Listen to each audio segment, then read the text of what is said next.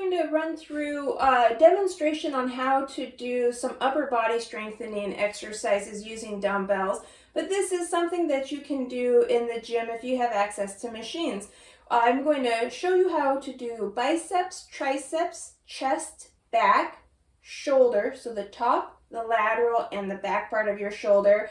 I'll show you how to do those exercises. I'm using dumbbells today.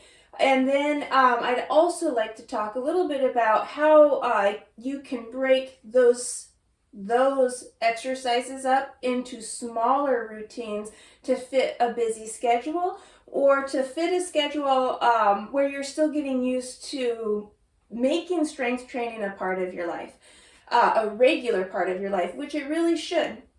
I think as important as it is to drink water, to eat food, you need to load your muscles, load those bones, move that body with intention. We should have learned that from the very beginning of life. And we did, in a sense, as kids. We played a lot. I don't know if you did. I know I had opportunities to go outside and play. And in grade school, recess was definitely something that we had multiple times throughout the day. It wasn't taken away from us for behavior or missed assignments, so things that I know go on in the schools today, where kids are missing a lot of intentional movement opportunities and play and movement in that regards. So we had a foundation of being able to do that, but as we got older, pretty quickly as we became more sedentary, sitting at desks, sitting in offices, in our cars, whatever it is, or having a schedule dictate our time, that 8 to 10 hour day that was committed to driving to work, working, and then driving back home. And then if you had a family, you had family responsibilities. Where do you fit in the time to take care of yourself, especially with strength training and physical fitness? But we do see the priorities, the benefits from cognitive health and benefits. Direct cognitive benefits come from exercise and load-bearing exercises, movement, playing games between cognitive brain games and moving the body at the same time. We see the benefits to that, how we can develop more brain cells. We may be able to delay or minimize the effects of some cognitive decline, or we may even be able to avoid it altogether, depending on all those things: diet, how much sleep you're getting, your DNA. But when we think about that, you've always been told sleep's important. Whether you're getting it or not, you've always been told adequate sleep's important. Eating food is important. Drinking water is important. Well, right there is exercise, and I'm going to be biased and lean into not just exercise, but strength training, load-bearing exercises. So now's a great time to start to embrace this, especially if you're retired or getting ready to retire, or maybe you're slowing down and cutting back your commitments and want to focus on these things. Really make this a part of your life. That from here on out, it becomes a part of your regular ritual, whether it's daily, every other day. At the beginning, start making it attainable and doable. So even if that's one day a week, same day, same time, and you start getting consistent and comfortable and looking forward to that, add on, build on to it. For strength training and load-bearing exercises, it's suggested, and I do agree with this, if you can get to 3 days a week of some vigorous strength training and whole body if you can. But I'm going to talk about ways that you can break it up to make it more efficient for you. That's recommended, ideal for building that lean, strong muscle and then maintaining that lean, strong muscle and progressively increasing your strength by being able to increase the weight that you're moving. And then cardio endurance, or just like intentional movement of your body and the blood flow and the oxygen within your body, is recommended 5 days a week, or the 150 minutes. I teach some fitness classes, and thank goodness, because that's my cardio. I'll do about 10-minute warm-up if I can. I try to get out and walk to get moving, but in the cardio, it does play a back burner to my strength training. We can still burn calories, burn fat, and still have a strong, healthy cardiovascular system when we do strength training. And there's ways to program with the benefits. So more of a cardio endurance strength training is one way to program and get that into your regular routine, but still kill two birds with one stone. There's a lot of different things you can do. If you have access to a gym or personal trainers, or feel free to reach out to me.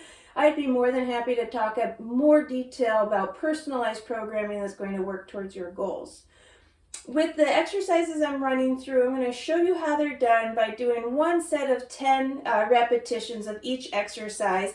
But I'm going to go in an order where I'm training muscles that oppose each other. And so the biceps and triceps are opposites. And if you can build unity and strength between the two, I'll get a lot of women that come to me and they have a huge emphasis on their triceps. I want to get rid of this. I'm pretty strong here, but I want to get rid of this.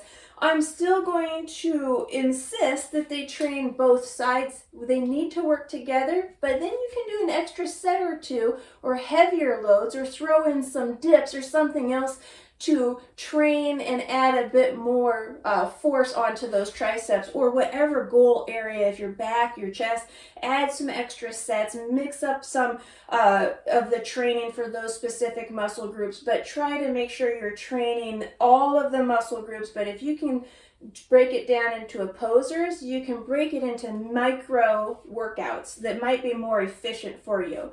So we have the bicep, tricep, and then we have our chest and back muscles or opposers, and then another one are shoulders. So we have the top of our shoulder, the lateral side, and the rear side of our shoulder. That can be one routine right there.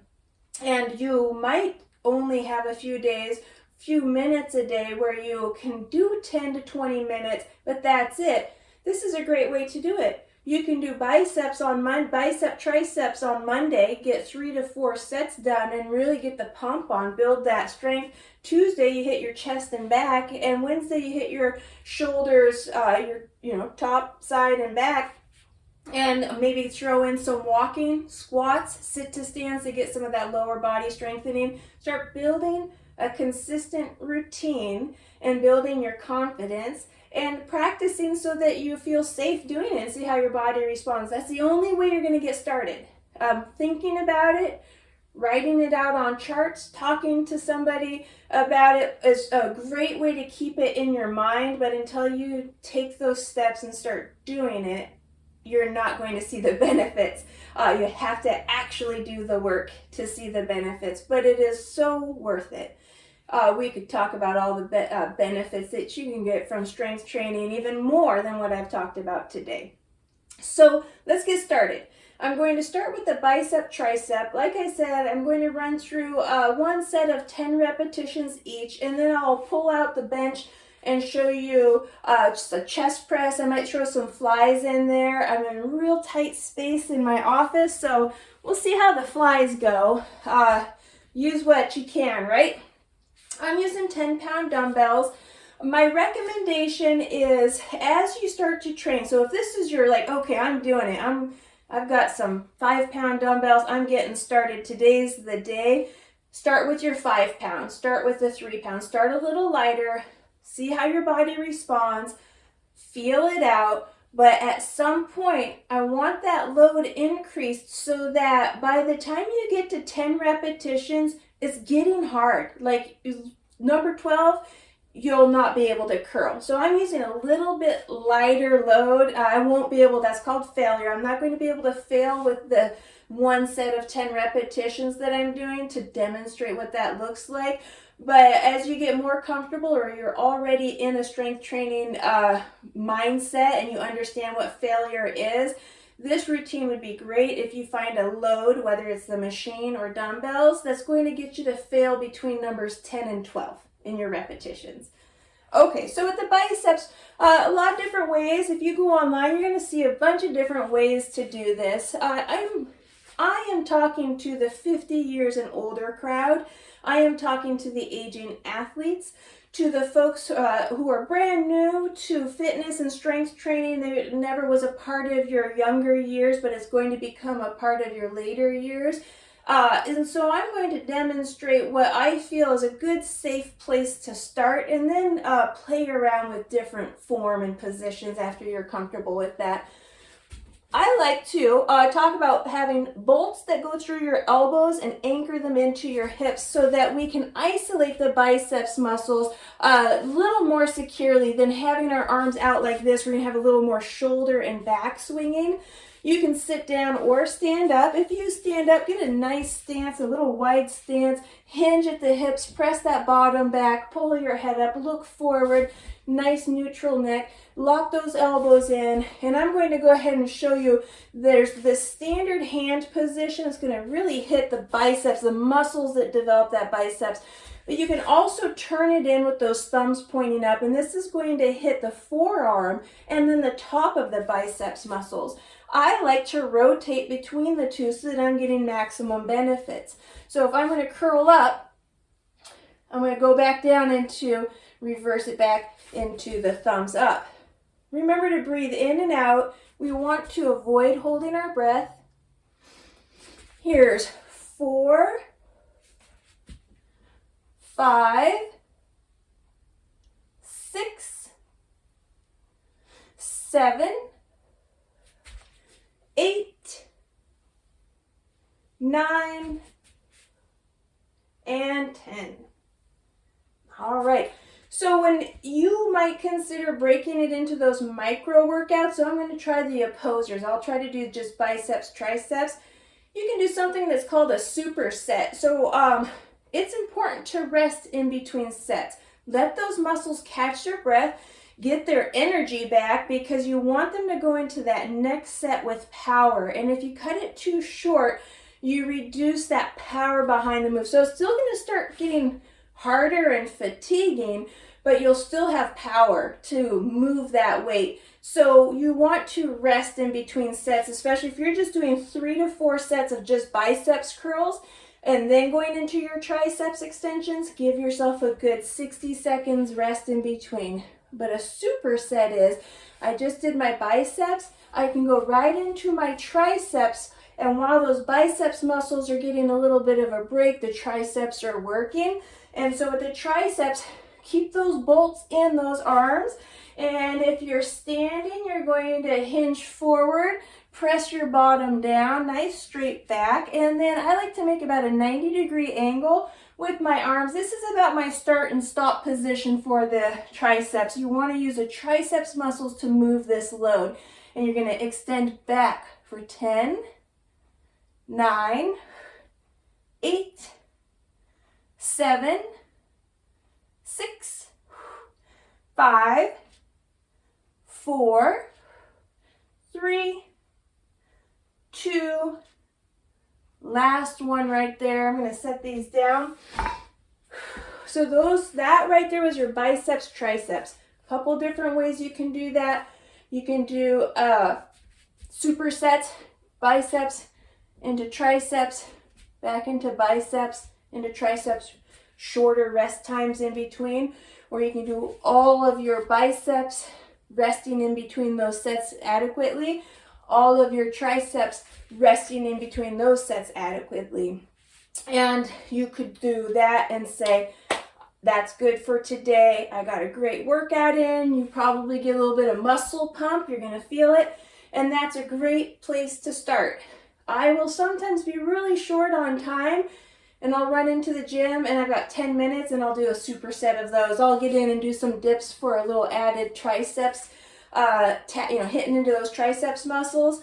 So it's not, you should try to not get into a mindset where I don't have enough time, because you do. You just got to find that time and make it work for you. You're not breaking a sweat, and you might break a little bit of a sweat, so don't worry. A lot of people I see and work with wear jeans to the gym. Retired folks coming in, they come in and get on the treadmill and walk and get warmed up. They're not leaving dripping in sweat. I get in, I a lot of times want to be breaking a sweat, but it's whatever your goals are, okay? So the next two I'm going to demonstrate, or at least the next one, is going to be the bench press. And you can do this from the floor. have you ever seen a glute bridge where you lay down on the floor and you lift your pelvis up? So if you lay on the floor, you can either keep your back flat on the floor or bring that pelvis up into a glute bridge and lay down. You can do these from the floor as well. I have a bench, and you can also do these from an incline. I don't have an incline bench, but I do like to do them from an incline bench. And so when I'm doing chest press, I'm going to go back, and I want to bring those shoulder blades down. I'm pressing my shoulder blades down towards my back pocket once I'm on the floor or the bench, trying to keep my neck on the platform all the way. I'm going to bring my arms up, my hands up, just about above the shoulder. I can see it through my periphery, and I'm going to press up and allow those elbows to come down to whatever distance you're most comfortable with. This is just your range of motion. So here's a deep range right here, okay? If that's uncomfortable and you don't like it, stop right here or right here. Let's do 5 more. 5, 4, 3, 2, and last one. I won't have room for flies, but the flies are ones you can do from the bench or the floor. And if you know how to do them, throw them in after a set of that chest press. So the chest press is working your chest muscles. Opposite of that's going to be your back. So we're going to do some bent over rows. If you're in the gym, head over to the diverging rear row machine or rear deltoid. You know which one. It's the row. Not the rowing machine, not this one. It's going to be the one where you're pulling the load with your back muscles. Everything I show you, there's other ways to do it, and I'm just showing you what I feel is a good, comfortable, safe way for anybody who needs to modify or just getting started, or an aging, active, older adult like me. I'm an aging athlete, and so a lot of extra wear and tear on this body from not just being an athlete, but just life in general. So we're in this good hinge here. I have both my dumbbells, and I'm going to allow them to fall down alongside my knees, but I'm going to let my shoulders fall down as well. I want as much of those back muscles rounded. I'm not hunching. I'm just allowing those shoulders to come down. Keep the elbows close to your body, and when you pull back, try to keep them low, like this. So we want to avoid this. Now we're going to do that. That's going to be the rear deltoid, the back part of the shoulder muscle. We're trying to target more of the back muscles here. There's about 5 or 6 key players that we can hit. You might increase your dumbbell load for this one. Let's do 4 more. And 3, 2, last one. Woo! All right. So chest and back can be another day. You're short on time, or you're just trying to introduce this to your body. Do a few sets of chest, a few sets of back, or do those supersets where you go between the two. I'm going to go a little lighter for the next one. Shoulder work, really important for the aging shoulders. If you can avoid getting shoulder replacements, knee replacements, and hip replacements by strengthening those areas, these are big joints that move in all different ranges, and some of the things that we have stopped doing is moving them in all their ranges of motion. We do this or this. With the hips, we go forward and backward. We don't necessarily move them in rotation. The knees, they do wiggle and wobble. As soon as pain kicks in, it stops us from doing that. And so the shoulders are really important to take care of. But I like to go a little lighter. So this isn't where I'm looking to, I guess I take that back. I'll do shoulder presses with between 20 and 25 pound dumbbells. My shoulders are ready for that. A few years ago, I had overtrained shoulders. I really struggled, especially with my left shoulder. So I had to back way up on a lot of the stuff I was doing. Start light, see how your body responds, and go from there. So I'm just going to demonstrate with some fives. And I'm going to run through the three movements of the shoulders. So the first one's going to be your standing shoulder press-ups. And your hands can be in this position or turned in, or again, you can alternate between the two with each repetition. Anytime you can move, that's moving the muscles in a range of motion that they're intended to move, so you want to strengthen them in that fashion. So standing just like this, and my body is, so I'm trying to avoid that. I have a really bad habit of arching that low back, so I work on pressing a little hinge forward, nice standard stance, sturdy, press those shoulder blades down, relax the neck, press up for 10, 9, 8, 7, 6, 5, 4, 3, 2, last one. I already feel the burn on that one. And I did forget to mention there is one more shoulder exercise that we're going to target, and that's got to be the front. We'll do the top, the side, the front, and the back. So we'll go next to the front. It's called the front deltoid raise. With the front deltoid raise, I stand with the weights in my hands, and here's something, you may not have access to this in the gym. If you're going to the gym and doing a routine, but you don't have access to a machine like this, if you have access to dumbbells, go over to the dumbbells and do this routine. So throw in a few sets of these. It's really good for the front muscle of your shoulder. And so holding the dumbbells this way, black on black was kind of a dumb decision here, or this way, okay, or rotating between the two. I'm going to start right here. We're going to allow those arms to be nice and straight. I say posture check, so make sure that your neck isn't tipped up. Press those shoulder blades down, relax everything, and then you're lifting this load with the front shoulder, with your muscle there. So bring those up to the height of your shoulder and control back down. And again, you can change your wrist position or hand position. You can do what's comfortable to you. I say if there's one that's easier, go with the harder one. Lifting up and controlling, you control that load in both the up and down position. Let's do 5 more. Here's 5 and 4, 3, 2, last one. Woo! Set those weights down, give yourself a little rest in between. The shoulder routine can be one solid workout that you just do and that's it. And you can go between them fairly quickly. If you're doing lighter weight, the burn is it's gonna burn. It's a great exercise though. But if you need to let that lactic acid, let the burn settle, get a sip of water, come back. You can treat one set can be your shoulder press, your front deltoid. I'm going to show you the lateral raise and then the rear deltoid. That can be one set, rest, and then do another set of those 4 exercises. That's how I like to do it. It's a great, well-rounded way to train those shoulder muscles.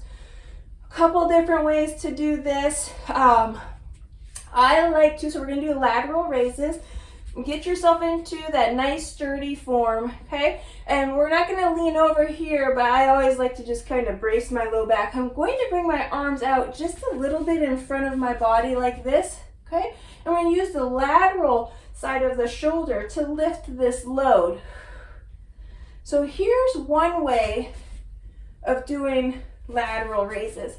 And you control the load. Every time in biceps, chest, any of this, you control the weight in the up and down. One way that you're going to lose control, or if you you get close to failure, it's getting heavy and you're fatiguing, is you might find that you're trying to throw the weight up. If that's the case, you know, squeeze out the last couple repetitions, but you're losing good form, so you want to stop there. Another way, and this is a real challenge, I would probably grab 3s for this, but here's another way. I like to mimic the lateral raise machine that I have at one of the gyms I train in. And you sit down and you get up against the chest pad here, and you bring your hands up and you grab these handles, and there's these pads that rest alongside your arms. So you're like this, and then you lift those elbows up to the side and back down like that. Woo, it's a good burner right here. Couple different ways to do the lateral raises. Remember to breathe in and out, and then try to relax everything. And the last of that series of the shoulder is the rear deltoid. So we did the row, kept it low, close to the body and low, and we were trying to engage the whole back muscles of the back. To the top part of the shoulder here, it's okay to pull up, because that's where we're going to feel more of that load. So you can still get into this hinged position here, and rather than doing it this way, pull up. Still control that load. Allow those arms to go all the way down. But you're going to be using a little lighter weight, so you can be moving a little faster, and this is going to hit the rear part of that shoulder. Whew. All right. So, shoulders are your shoulder press up, front deltoid raises, lateral raises, rear deltoid. Right there could be one set. So you do 10 to 12 of those, and then rest, and then go into your next set. So a few ways to make this possible for you, to get you kind of motivated to get in either to the gym or where you have space and set aside access to weights, is to you do the whole upper body routine. You have time, you want to do it, you got your big thing of water, the fan is going, you got music on, got your weights, right? Do your biceps, triceps, chest, back, and then the shoulders. Shoot for 3 to 4 sets, a load that's heavy, that's between 8 and 12. And I'm going to say by the time you get to your 3rd or 4th set of those exercises, that repetition range might be between 6 and 8, and that's great. Those are those heavy loads we're looking for, as long as your body tolerates it. Know your limits. Don't start something new if you've never done this before with heavy weight. Start light, 3-5 pounds, just to see how your body responds, and to start building that confidence around how to do these exercises. Rest in between sets, drink some water. One thing I didn't do was warm up, but it's really important, especially with the shoulders, is to warm them up. And so what I recommend doing is to, just before you do it, do some wall push-ups. You could do some shoulder rolls back, about 10 to 20, and then reverse and go forward. And then do some shrugs up and down. Everything should be methodical. You're intentionally doing it, slow and controlled, okay? Single arm swings back and forward, back and forward, right? Anything you can do to move the upper body, march in place and move those arms. Get the blood flowing and get those joints warmed up, and that's a great place to start with a warm-up. Do your strength training, and if you want to stretch out afterwards, get some upper body stretches. Here's a front deltoid stretch right here, okay? Here's your rear deltoid stretch, bicep stretches, and tricep stretches. A nice back stretch right here. Look them up, there's great stretches. So stretch and hold 20, 30, 60 seconds, whatever you're most comfortable with. So warm up, do your routine, and even if you're just doing a superset of your biceps, triceps, warm up, do your routine, stretch if you have time, but make sure you keep that body hydrated, and then assign yourself another day and time to get in and do another. So if you're doing it once a week, the next week do a different body part, okay? So if you just did biceps, triceps on Monday, and next Monday try your chest and back. You want to start building confidence in being able to do all of those exercises, because that's where you're going to be able to start adding more time, adding more days, and getting a fuller body workout. I hope this is helpful. If you have any questions, feel free to reach me. You can reach me through Facebook, email, and contacts through YouTube and my Facebook page. So until next time, have a great day.